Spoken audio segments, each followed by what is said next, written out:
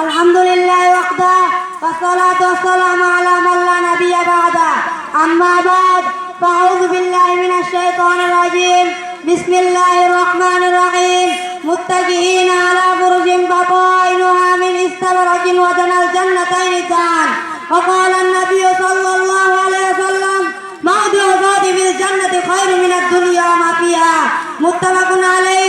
আজকের বক্তৃতা প্রতিযোগিতা অনুষ্ঠানের সম্মানিত সভাপতি, সুদক্ষ বিচারক মণ্ডলী, দক্ষ পরিচালক, আমার সামনে অভিষ্ট বিপ্লবের ছাত্র ভাইরা, সকলকে জানাই আমার অন্তরস্থল থেকে আন্তরিক মুবারকবাদ। আজকে আমার বক্তৃতার নির্ধারিত বিষয় জান্নাতের অফুরন্ত নাজ নিয়ামত সম্পর্কে।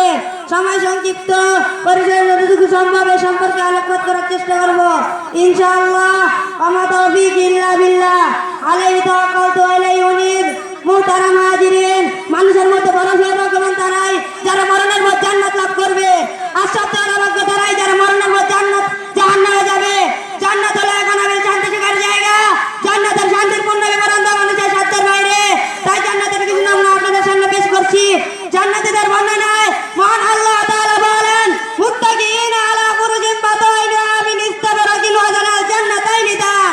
জান্নাতি লোকেরা এমন চজ্জার উপর ঠেস দিয়ে বসে থাকবে যার আবরণ মোটা রেশমের তৈরি হবে, আর বাগানের ডালপালা ঝুঁকে নিচু হয়ে থাকবে।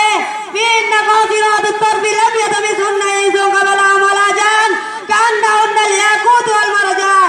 এই অফুরন্ত নিয়ামত সমূহের মধ্যে লজ্জামানা দৌড় থাকবে। তাদেরকে জান্নাতে লাগাতে পূর্বে কোনো মানুষ রাজি স্পর্শ করেনি। সম্মানিত উপস্থিতি, আল্লাহ তাআলা অন্যত্র বলেন, হুরুম মাকসুরাতুম বিল কিয়াম লাম ইয়াতামিসুন্না ইনসুন ক্বাবলাহুম ওয়ালা জান। তাবুসমূহের মধ্যে সুরক্ষিত থাকবে পরাজয় বিশিষ্ট সুন্দরী নারীগণ, তাদেরকে কোনো মানুষ রাজি স্পর্শ করেনি। আল্লাহ তাআলা আরো বলেন, মুত্তাকিইনা আলা রাফরাফিন কুদরি ওয়া বাকারিন হিসান। তারা অশ্বরোহীদের উৎকৃষ্ট মানের উত্তম সবুজ গালিচা এবং সুন্দর সজ্জায় হেলান দিয়ে অবস্থান করবে।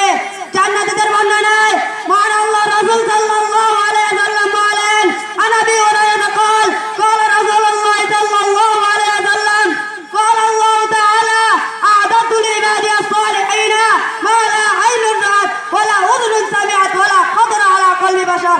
আবু হুরায়রা রাদিয়াল্লাহু বর্ণিত, তিনি বলেন, রাসূল সাল্লাল্লাহু আলাইহি ওয়াসাল্লাম বলেছেন, আল্লাহ তাআলা বলেন, আমি আমার নেক বান্দার জন্য এমন জিনিস প্রস্তুত করে রেখেছি যা কোনো চক্ষু দেখেনি, কোনো কান শুনেনি, এমনকি কোনো অন্তর্গণ কল্পনাও করেনি।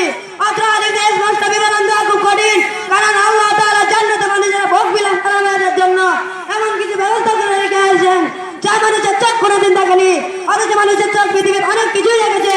মানুষের কান কোনোদিন শুনেনি, অথচ মানুষের কান অনেক নতুন পুরাতন রাজের ভোগ বিলাসের কাহিনী শুনেছে। মানুষের অন্তরে কোনো পরিকল্পনাও করেনি, অথচ মানুষের অন্তরে অনেক কিছুই পরিকল্পনা হয়। জান্নাতের সকল পরিকল্পনা হচ্ছে ভিন্ন। রাসূল সাল্লাল্লাহু আলাইহি ওয়াসাল্লাম অন্যত্র বলেন, মাউদু যাতিবিল জান্নাতি খায়রুম মিনাদ দুনিয়া ওয়া মা ফিহা। রাওয়াহুল বুখারী।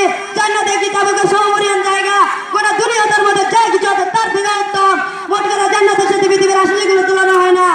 তাই পরিচয় বলবো, আসুন আজ থেকে আমরা প্রতিজ্ঞা করি সকল প্রকার আল্লাহর নাফরমানি পরিত্যাগ করে শান্তি সুখময় জীবন জান্নাত লাভের জন্য সৎ আমল করার চেষ্টা করি।